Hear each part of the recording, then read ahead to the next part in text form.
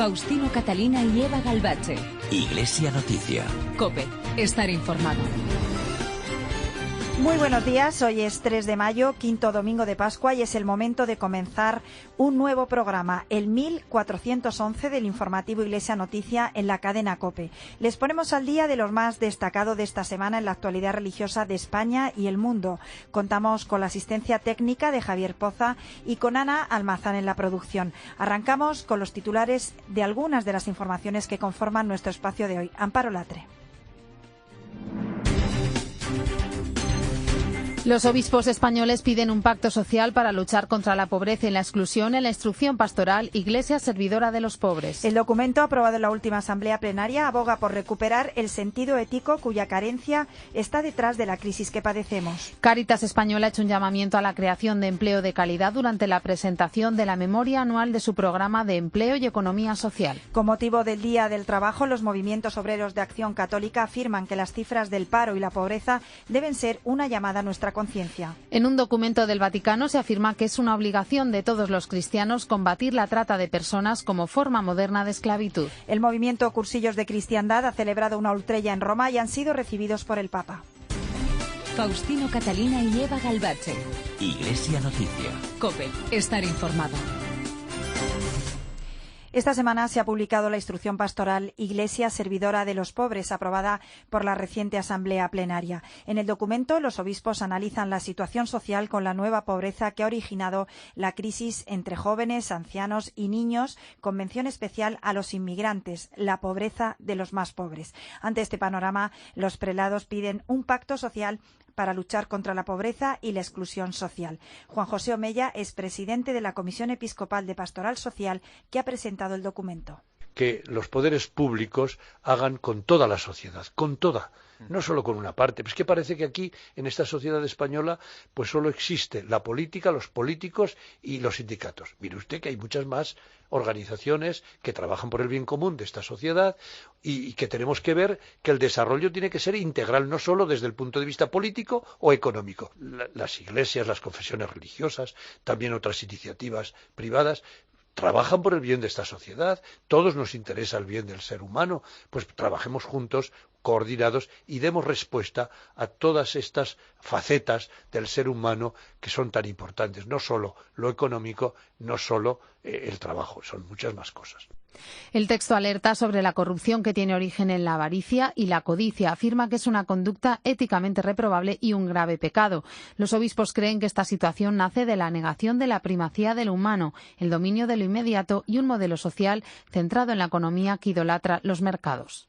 Si solo atajamos la crisis desde el punto de vista de un mayor bienestar social o económico, no vamos a salir de la crisis o volveremos a caer fácilmente en ella. Ahí hay un problema ético y moral que tiene que resolverse. Si la persona no está por encima del dinero, pues volveremos a caer en el mismo problema. Nuestros obispos aportan soluciones a la luz de la doctrina social de la Iglesia, reparto equitativo de los bienes, solidaridad y equilibrio en derechos y deberes, y colocar en primer lugar la dignidad de la persona. La Iglesia no habla en clave electoral, como explicó en COPE el secretario general de la Conferencia Episcopal, José María Gil Tamayo. La Iglesia no se presenta en ninguna elecciones, la Iglesia no hace mítines, la Iglesia no está hablando en clave electoral ni es un contrincante político. Es una voz cualificada que tiene detrás de sí a millones de españoles que son católicos y dirige también a los hombres y mujeres de buena voluntad. El documento Iglesia Servidora de los Pobres ofrece propuestas para la esperanza. Son 8 y se basan en una renovación que con la fuerza del Evangelio defienda la vida y la familia y reduzca las desigualdades. Escuchamos de nuevo a Monseñor Omella, obispo de Calahorra y la Calzada Logroño. Tenemos que defender todos los derechos del ser humano. Y tenemos que trabajar por ello. Y uno de los derechos fundamentales, básicos, es el derecho a la vida. Y eso tenemos que defenderlo en todo momento.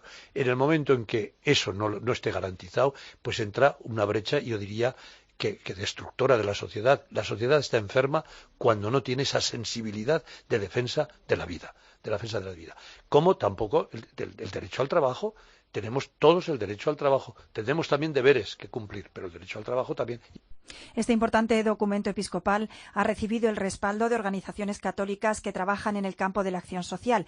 El secretario general de Cáritas, Sebastián Mora, lo valoró de manera muy positiva y dijo que es un estímulo para la institución. Iglesia servidora de los pobres. Es un documento esperado, un documento ansiado y un documento que a todos nos va a ayudar para seguir luchando contra la pobreza e iluminar nuestros caminos de justicia. Como cada año, en vísperas del 1 de mayo, Cáritas Española ha presentado la memoria anual de su programa de empleo y economía social. El informe constata que la recuperación económica todavía no es una realidad para los colectivos más vulnerables y ha pedido que se cree empleo de calidad. Carmen Lavalle. Con casi 1.800.000 hogares sin ningún tipo de ingreso y con entre el 12 y el 14% de trabajadores pobres, la creación de empleo es, sobre todo, según subrayan desde Cáritas, precaria y los colectivos más vulnerables no se están beneficiando de la salida de la crisis. Sebastián Mora es secretario general. Si la crisis afectó más a las personas más empobrecidas, la recuperación no está llegando a las personas más empobrecidas. Es más, las personas empobrecidas siguen quedando en la cola de esa ansiada o tan cacareada recuperación. Para ellos trabaja Cáritas, que en 2014 invirtió más de 40,5 millones de euros en programas de empleo. José Luis Pérez Larios es el coordinador de Empleo y Economía Solidaria. Con una trayectoria difícil, con un perfil difícil, a lo largo del año 2014 se ha logrado que 13.681 personas encontrasen su empleo. Un 19% de las personas atendidas han encontrado su empleo. Casi 71.000 personas atendió Cáritas, de ellos el 65% mujeres, el 53% españoles y el 49% solo con estudios básicos. Para ayudarles con acompañamientos personalizados, en Cáritas trabajaron en 2014 más de 2.600 voluntarios, un 8% más que en 2013. Además, hasta 8.000 empresas y personas se acercaron a la ONG de la Iglesia Católica para ofrecer un puesto de trabajo. El obispo de Vitoria, Miguel Asurmendi, se ha sumado al llamamiento de Cáritas y ante las autoridades del Gobierno vasco ha pedido a los políticos que no recorten en las ayudas sociales. Desde COPE Vitoria informa Elisa López.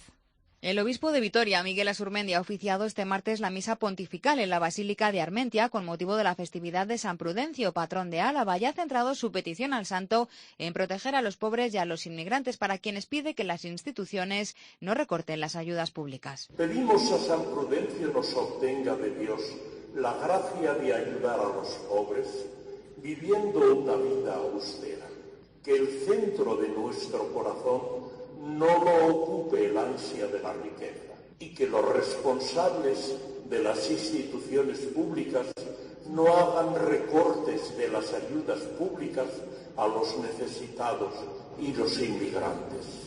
También ha deseado que los gobernantes sean justos y ayuden a los más necesitados. Con motivo del Día del Trabajo, los movimientos obreros de Acción Católica recuerdan, citando al Papa Francisco, que hay bienes básicos como la tierra, el trabajo, la casa, la salud o la educación de los que ningún ser humano debería quedar excluido. La OAC y la JOC piden en un comunicado que se recupere el sentido humano del trabajo, así como un mayor compromiso en la promoción de un trabajo digno. Jesús Fernández Pacheco es responsable de difusión de la OAC.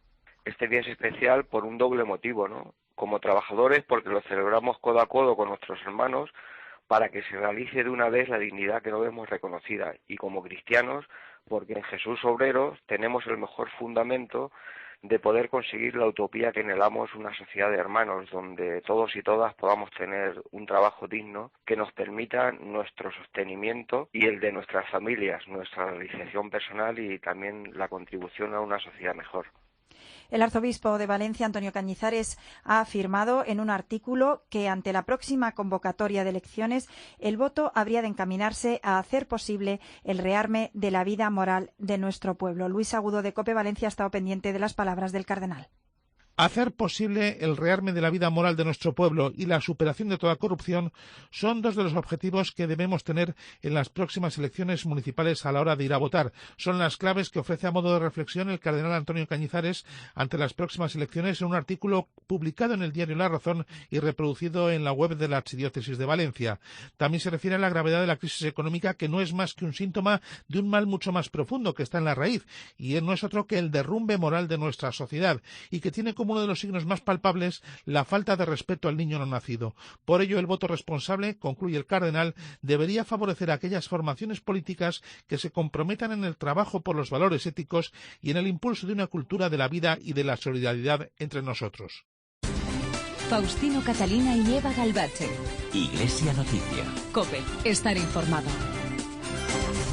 Quiero detenerme en la historia de un periodista muy especial. Expósito te cuenta las mejores historias en la mañana. Resulta que Sanjay es neurocirujano, además de periodista, y lleva años compaginando sus dos vocaciones. Operó a una chica de 15 años con graves lesiones en la cabeza. Se le había caído encima una pared de su casa. El propio doctor periodista o periodista doctor le practicó una craneotomía y luego informó de que la operación fue un éxito. El pronóstico de la chica ahora es bueno. La mañana con Expósito. COPE. Estar informado.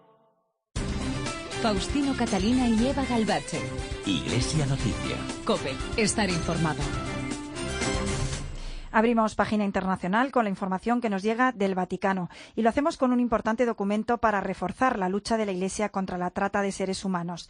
En el texto escrito conjuntamente por el Pontificio Consejo para los Migrantes, la Cáritas Internacional y la Red de Organizaciones Cristianas contra el Tráfico de Personas, se afirma que es una obligación de todos los cristianos combatir esta forma moderna de esclavitud. ¿Qué más se dice en ese documento? Paloma García Ovejero, corresponsal de COPE en Roma y el Vaticano. Muy buenos días. Buenos días. Cada año miles de personas son engañadas y vendidas al mercado de la esclavitud como trabajadores forzados, prostitutas o mendigos. En otras palabras, se convierten en víctimas del tráfico humano. El tráfico humano es una forma moderna de esclavitud. Así comienza el documento, que además está encabezado por una frase del Papa Francisco que dice así: la persona humana nunca debe ser comprada y vendida como si fuera una mercancía.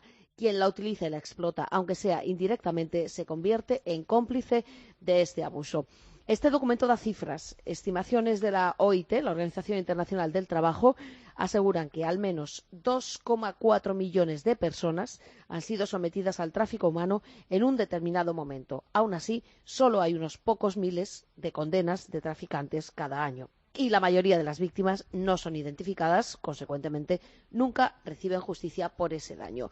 Lo que puede hacer la Iglesia, y ese es el meollo del documento, pues está desarrollado en varias páginas, pero se resume así: prevención y aumento de concienciación, asistencia a víctimas del tráfico de personas, incidencia política, y aquí se refiere a apuntar específicamente a asegurar que haya en vigor una legislación adecuada y que ésta sea adecuadamente ejecutada, pero también a políticas de inmigración y políticas económicas que reduzcan la vulnerabilidad. Y después hay una red, networking, que es lo que viene a potenciar este documento, que es coatnet.org. Coat, como abrigo en inglés, coatnet.org.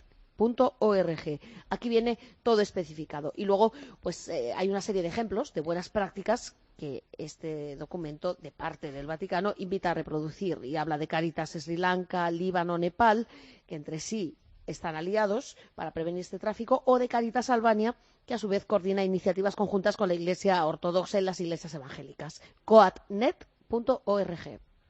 Seguimos contigo, Paloma. Ante miles de peregrinos reunidos en la plaza de San Pedro este miércoles, el Papa afirmó que la vigencia del mensaje de Jesús en las bodas de Cana es más actual que nunca, precisamente en estos momentos en que tantos países aumentan las separaciones y desciende el número de matrimonios. Y pedía también una reflexión para comprender por qué los jóvenes de hoy no quieren casarse. Sí, los jóvenes de hoy no se casan, decía el Papa, porque hay miedo a equivocarse y a fracasar. Pero además advertía, decir que todo esto ha cambiado, que hay más separaciones o divorcios por la emancipación de la mujer, es una injuria, una forma de machismo. El Papa hablaba de ese machismo similar al de Adán, de echarle la culpa a la mujer, pero iba más allá. Como cristianos, decía en esta audiencia, tenemos que ser más exigentes al defender la radical igualdad entre cónyuges. Sostenere con decisione il diritto all'uguale retribuzione per uguale lavoro. Sostener con decisión el derecho de igual retribución para igual trabajo. ¿Por qué las mujeres se da por descontado que deben ganar menos que los hombres? No, el mismo derecho. La disparidad es un puro escándalo. La disparità è un puro scandalo. El miércoles que viene, en la catequesis, ya lo ha anunciado, seguirá hablando del matrimonio hombre-mujer. Ahora volvemos contigo, Paloma. Escuchamos antes el comentario desde Roma de Antonio Pelayo, que analiza precisamente esas palabras del Papa cuando calificó de machistas ciertos argumentos sobre la emancipación de la mujer. Buenos días, Antonio. Buenos días. Como maestro experimentado, el Papa Francisco sabe que para que una lección entre en la cabeza hay que repetirla varias veces. Por eso, él no se cansa de volver en cuanto la ocasión se le presenta sobre temas que le preocupan de modo especial. Sucedió el pasado miércoles durante la audiencia en la que estaba hablando sobre la familia y la belleza del matrimonio cristiano. Bergoglio partió del principio de la igualdad absoluta entre hombre y mujer y la conclusión lógica a la que llegó es el derecho a una retribución idéntica cuando el trabajo es el mismo, a igual trabajo, igual salario. ¿Por qué? Se preguntó, ¿se da por supuesto que las mujeres deben ganar menos que los hombres? Tienen los mismos derechos, la disparidad es un escándalo. Esta última frase la pronunció con la vehemencia que sabe utilizar cuando quiere que algo quede bien claro. Ya en otros párrafos de su discurso el Papa había condenado el machismo que siempre quiere dominar a la mujer y lo ejemplificó con Adán, que cuando Dios le pregunta en el paraíso por qué ha comido el fruto prohibido, responde: me lo ha dado la mujer. La culpa, subrayó Francisco, es de la mujer. Pobres mujeres, tenemos que defender a la mujer, añadió. No es la primera vez que el Papa alza su voz contra el machismo dominante en muchas de nuestras sociedades, lo sabe él muy bien siendo ciudadano argentino. Y siempre ha repetido que la emancipación de la mujer es un fenómeno positivo que la Iglesia no puede dejar de favorecer. Al mismo tiempo, ha reconocido que también en la Iglesia hay que superar ese predominio masculino y abrir cada vez más puertas y espacios a la mujer para que forme parte de los círculos donde se toman las decisiones. Esta es una de las reformas que quiere introducir en la Iglesia y no le será nada fácil llevarla adelante. Desde Roma les ha hablado Antonio Pelayo. Gracias, Antonio. Miembros de cursillos de cristiandad de toda Europa han celebrado esta semana en Roma la tercera Ultrella Europea, con motivo de los 50 años de la implantación en Italia de este movimiento que nació en España en 1949. El jueves mantuvieron un encuentro con el Papa Francisco. Paloma, cuéntanos. Sí, como no podía ser de otra manera, el aula Pablo VI se inundó de colores. El Papa estaba animadísimo y, aunque llevaba el discurso escrito, improvisó mucho, sobre todo al principio, cuando pidió perdón por haberles cambiado varias veces la agenda a todos los del movimiento de cursillos de cristiandad, que venían a esta Ultrella Europea. Los papas son infalibles en ciertas ocasiones, les dijo, pero este Papa tiene defectos y este Papa es poco ordenado e indisciplinado. Ya después les dio las gracias por el bien que hacen y les felicitó. Vosotros no habéis hecho proselitismo y eso es una virtud. La Iglesia crece a través del testimonio, no haciendo proselitismo, dijo el Papa Francisco citando a Benedicto XVI. Recordó también su consejo de llevar siempre un evangelio en el bolsillo y les dijo que había que usarlo pues en cualquier momento, por ejemplo, en la sala de espera de la consulta del dentista. Luego, uno de los momentos más espontáneos fue cuando preguntó si se sabían las 7 obras de misericordia corporales y las 7 espirituales. La inmensa mayoría reconoció que no y entonces el Papa les puso deberes a los obispos. Aquí tenéis trabajo, les incito. Y añadió jocoso, sobre todo usted que se acaba de jubilar, señalando a don Ángel Rubio, obispo emérito de Segovia. En este quinto domingo de Pascua, el Papa Francisco rezará a mediodía la oración mariana del Regina Coeli en la plaza de San Pedro. Pero ayer celebró una misa con ocasión de la jornada de reflexión organizada por la Pontificia Comisión para América Latina sobre la figura de Fray Junípero Serra, apóstol de California, que será beatificado por el Papa el próximo mes de septiembre. Paloma. Me pregunto si hoy somos capaces de responder con la misma generosidad y con el mismo coraje a la llamada de Dios que nos invita a dejarlo todo para seguirlo, para anunciarlo a aquellos que no han conocido a Cristo. Esta era la pregunta que hacía ayer el Papa en la homilía durante esta misa en honor de Fray Junípero Serra, una especie de aperitivo de su viaje a Estados Unidos en septiembre, durante el cual canonizará a este misionero mallorquín. Allí estaba también e intervino el obispo de esta diócesis, don Javier Salinas. Ha sido un pequeño simposio, ¿no?, pero bastante ilustrativo de un punto de vista muy actual y que es necesario clarificar, ¿no?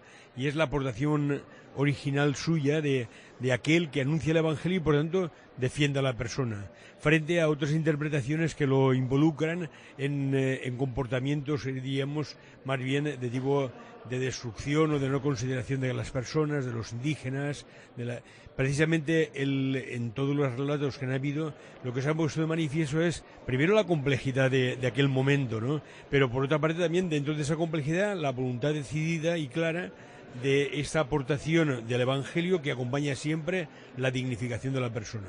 Ha habido mucha santidad en América, mucha, señalaba el Papa, y enumeraba también los ejemplos de Toribio de Mogrovejo, Pedro Claver, José de Anchieta y Óscar Romero, entre otros. El secretario de la Comisión del Vaticano para América Latina, Guzmán Carriquiri, reivindicaba que recuperar la memoria hispana es necesario para una visión completa de la historia de Estados Unidos. Los prejuicios no ayudan, defendía, y denunció que se ha pretendido borrar la contribución hispana y católica en el origen de Norteamérica. En Iglesia Noticia fijamos los ojos en Nepal. Diferentes conferencias episcopales y organismos de caridad católicos como Cáritas están colaborando económicamente y en labores de socorro con los damnificados por el terremoto.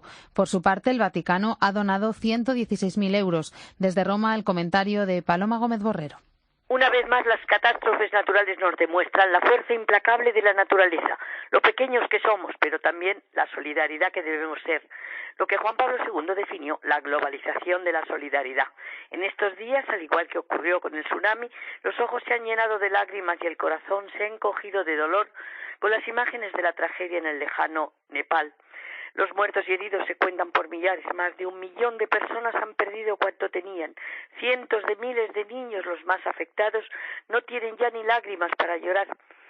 Es también cierto que al urgente llamamiento de ayuda y consuelo de Papa Francisco han acudido gobiernos y organizaciones civiles y se ha organizado una cadena de solidaridad planetaria.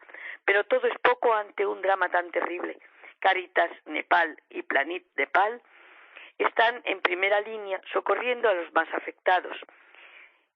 Inmediatamente han montado tiendas de campaña, han suministrado agua potable, mantas, medicinas, una respuesta de emergencia a la que se ha sumado el Pontificio Consejo Cor Unum, porque Papa Francisco, en el rezo del Regina Coeli, ha dicho que la Iglesia debe ser pionera en caridad y amor, que sea, dijo también, ejemplo de manera inmediata y concreta de los sentimientos de espiritual cercanía y paterno aliento con estos hermanos que viven en la desesperación y el dolor.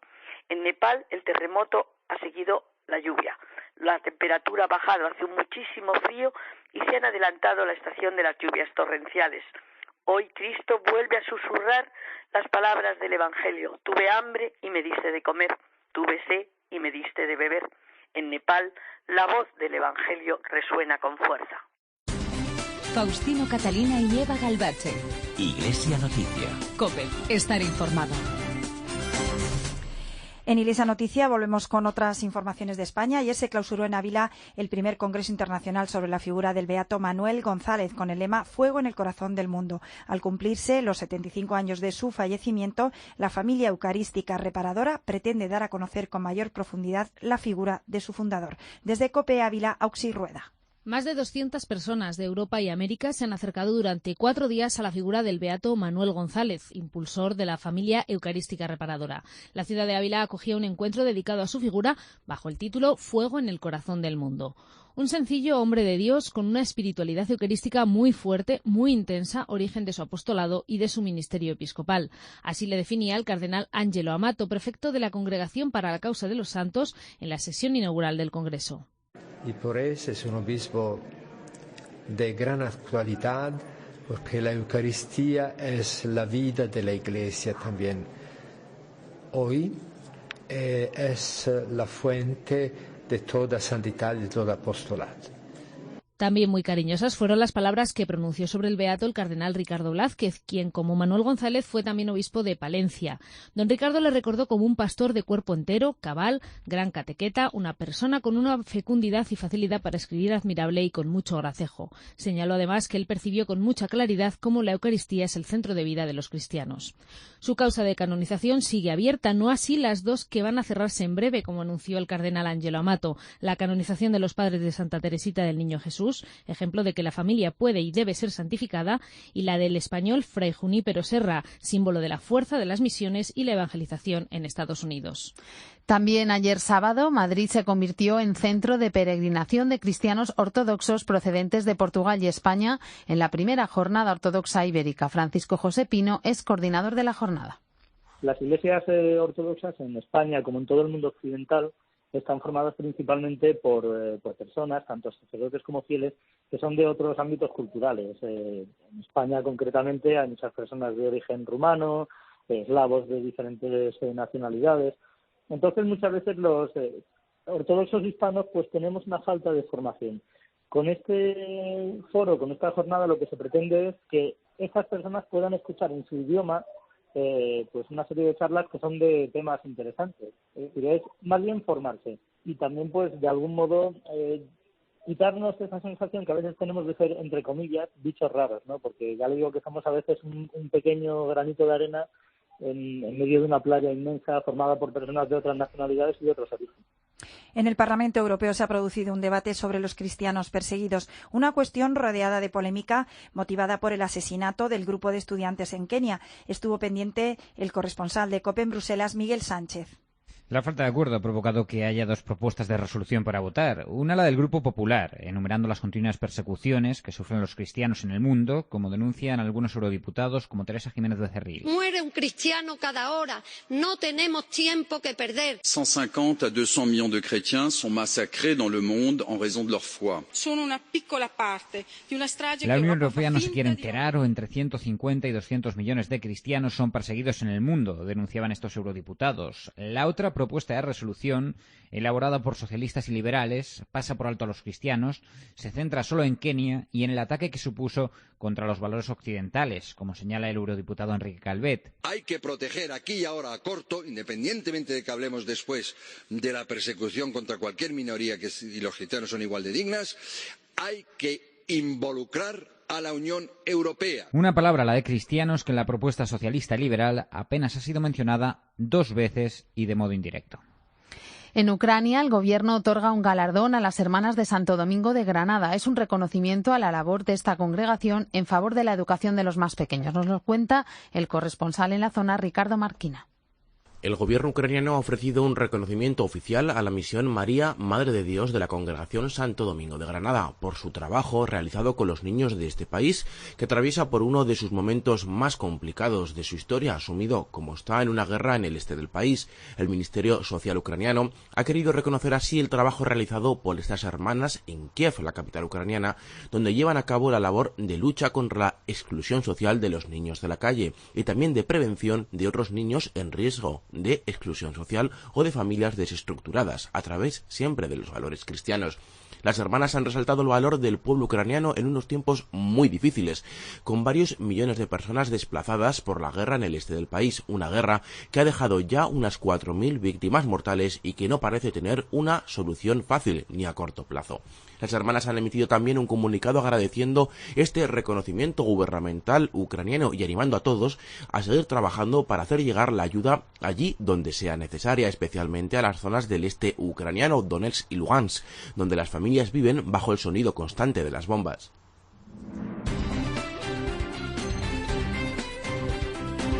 Pues hasta aquí los minutos de Iglesia Noticia en este primer domingo de mayo, quinto de Pascua. Llega a la cadena COPE la última hora de la actualidad en España y el mundo. Después la Santa Misa. Un saludo de Amparo Latre, Faustino Catalina y Eva Galbache. Que pasen una feliz semana.